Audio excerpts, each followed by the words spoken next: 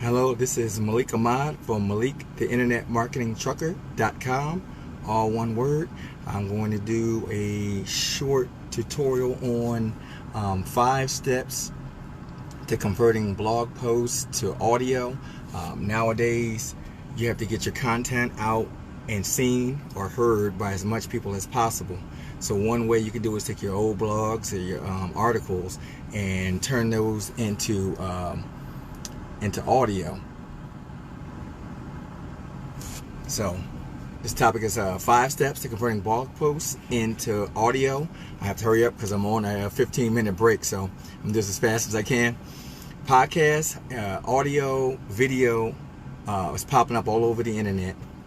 It's easier for people to consume audio. Like me, I'm a truck driver, so it's easy for me to listen to audio or listen to the audio from videos because I really shouldn't be watching while I'm driving. You know, people exercising, doing the dishes, laundry. You know, it's easier to listen to audio than it is obviously to read or to watch video.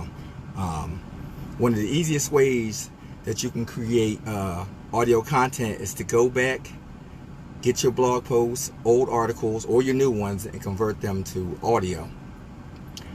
What I'm going to list now is a couple ways that you can do that. Sorry about that, my daughter's calling. It's not as simple as reading the blog post or the article because it doesn't translate well. The way we write and the way we speak are different. So written word and spoken word are a little different, and it comes across different, a little differently. So let me give you 5 quick steps to turn your blog post into your audio.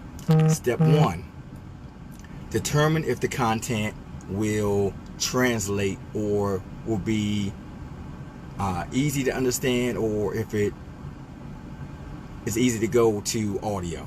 Sometimes some content doesn't go over well on audio as it does as actually seeing it, like huge lists with like 20, 30 items, 101 items. You know, nobody wants to sit and listen to that.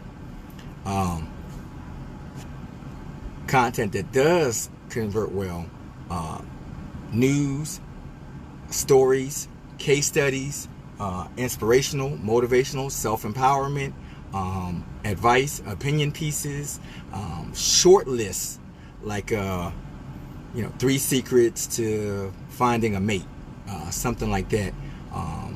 5 steps, like this video is 5 steps to converting a blog into audio.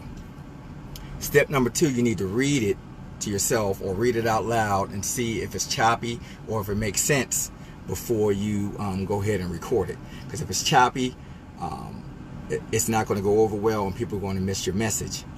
Just as people speak differently, people also talk differently or speak differently than they write.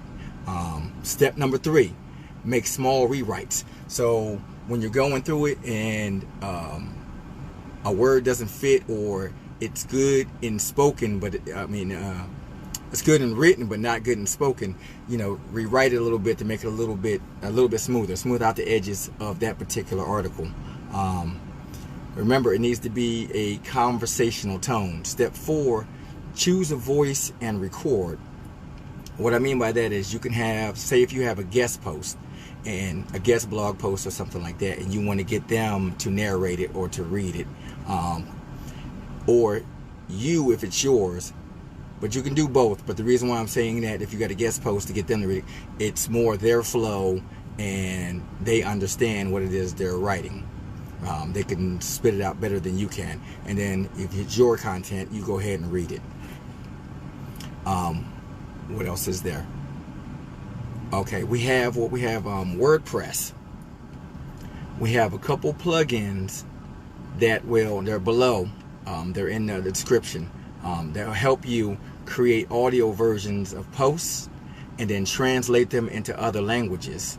And one of those is an Amazon tool, plugin for WordPress. And the other one is I think it's called, let's see what it's called, blogcast.host. Let me show you what I'm referring to. This one, let's show you my screen. This one is Convert Your Articles to Blog. That is blogcast.host, which I just mentioned. And this plugin is Amazon. And as you can see there from the description, create auto versions of your posts, translate them into other languages, and create podcasts. The whole point of what I'm trying to say here is this: you have to use your content and get the most bang out of your content. I think each piece of content should have 4 or 5 different avenues that you distribute it. That way it's working hard for you. It's like your dollar, your money.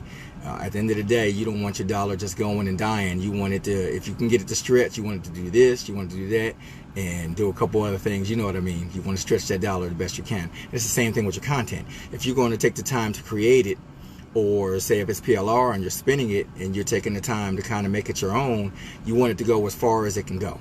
All right, this is Malik Ahmad from Malik, the internetmarketingtrucker.com, and thank you and goodbye.